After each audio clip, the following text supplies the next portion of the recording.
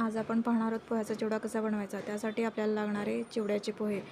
हे पोहे आपल्याला छान असे भाजून घ्यायचे आहेत। मंद आचेवरती गॅस ठेवून आपल्याला छान असे पोहे भाजून घ्यायचे आहेत। हे माझे पोहे भाजून झालेले आहेत।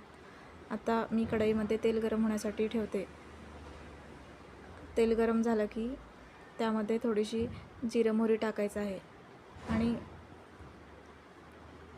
जिरं मोहरी छान अशी तडतडली की त्यामध्ये थोडीशी तीळ टाकणार आहोत।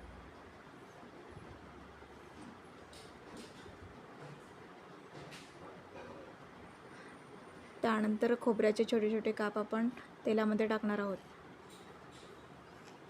आता हे छान असं परतून घ्यायचं आहे। आता हे काप लाल झाले की त्यामध्ये आपण शेंगदाणे टाकणार आहोत।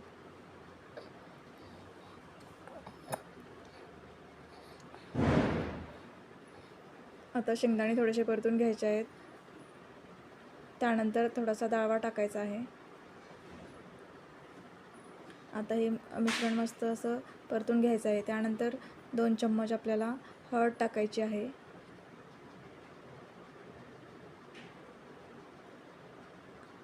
आता हे मिश्रण परतून घ्यायचं आहे। त्यानंतर आपल्याला 2 ते 3 चम्मच लाल तिखट टाकायचं आहे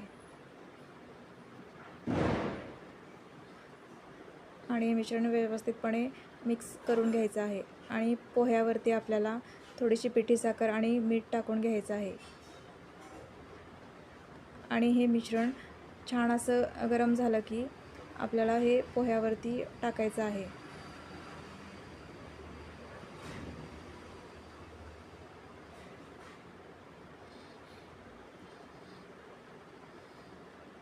आता हे मिश्रण व्यवस्थित मिक्स करून घेऊयात। आता आपलं हे मिश्रण व्यवस्थित असं मिक्स झालेलं आहे। हा झाला आपला पोह्याचा चिवडा तयार।